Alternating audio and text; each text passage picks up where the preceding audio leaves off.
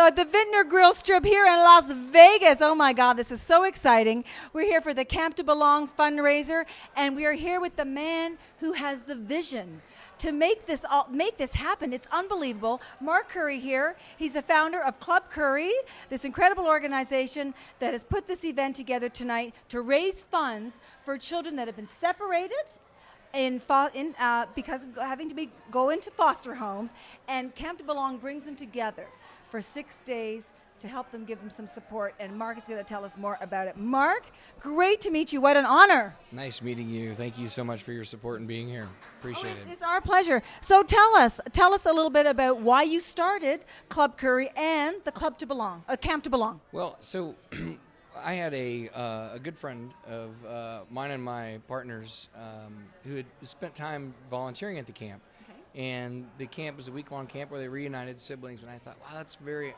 I have a really strong feeling about you.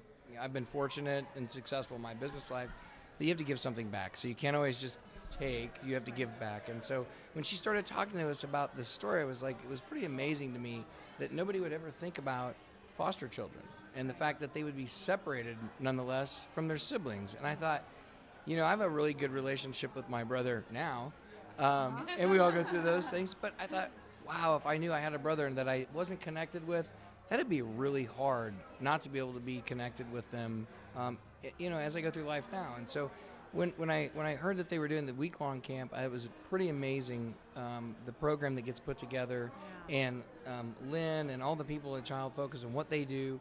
And I'm originally from the Midwest, so new to Nevada for, if you've been here for 5 years, you're a lifer for the most part. So right. For a few years. Different measurements here, I think. That's right. That's right. So I thought it was very important to be able to give back, and I thought what a great opportunity to a group of people in the world that probably largely get ignored, which are siblings in foster care. Now I have a question for Mark. The plan is to raise... I know she just grabbed that microphone. I did. Hey, we're sisters. I tell you, we're allowed to do that. I want to know, with the $100,000 that are scheduled to be raised this evening and tomorrow night and for the next couple of months for June, what is this money going to be used for? So what the money ends up going for is for a week-long camp where they reunite the siblings that are separated. And last year, I believe it was close to 100 that they helped bring together and unite that way. If we raise last year we raised $45,000. If we raise $100,000 this year, like is our goal, it will actually fund the entire camp. So not only do they have, last year they were able to do things they didn't do before, which they had a birthday gift exchange. So you can imagine giving a sibling that you'd never given a gift to before, that type of thing. So not only will they be able to do that, it will fund the entire camp with the facilities and all the other things that they do. So it'll be pretty significant. Now, we're going to switch gears here just a little bit. We've got one of our wine ladies' glasses here for you. We're going to make you an honorary wine lady because because we understand you're a newly accredited sommelier. Well, kind of, not really, but maybe a little bit. So tell us about your love of wine. The days of white Zinfandel have been largely overplayed. So I probably started about, I would say, 12 years ago. So I started drinking the standards, right? Yeah. The Merlot, right? I'll have a Merlot.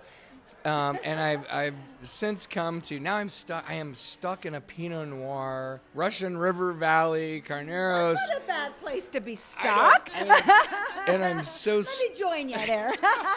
I'm so stuck there that I can't get out of it. So I used to have, when The Sopranos were on HBO. Love that show. I know. And they had that Deadwood, which was the show they had afterward. I would have what I would consider, I called it a wine and whiskey night. Okay. So we drink red wine while we were watching Sopranos, and then we drink whiskey while we were watching Deadwood. Perfect. So after that, I got out of the Pinot Noir, or I got into the Pinot Noir, out of the Cabernet, real heavy. So right. That's it. I'm an absolute novice, really, when it comes down to wine. But it, generally speaking, you can enjoy it in any event. And people really seem to connect, like, I'll have a glass of red or I'll have a glass of white. Well, good choice tonight with the Ravenswood. We actually met Joel Peterson not too long ago in Toronto. Remember that, Georgia? Absolutely. And actually, the winemaker, Joel, he kind of fits in a little bit with, with the theme here this evening in the sense that his motto with his wines is no wimpy wines. And, embrace the bold and avoid the dull kind of thing. So he's sort of one of the guys that is like willing to go out on a limb, to be different from everybody else and sort of, enter into new frontiers. So good to Joel, and that was a great choice. That Zinfandel rocked tonight. It's awesome. Oh my gosh. The funny thing is they said you can't drink out of it. You can just give me the glass and I'll slam it.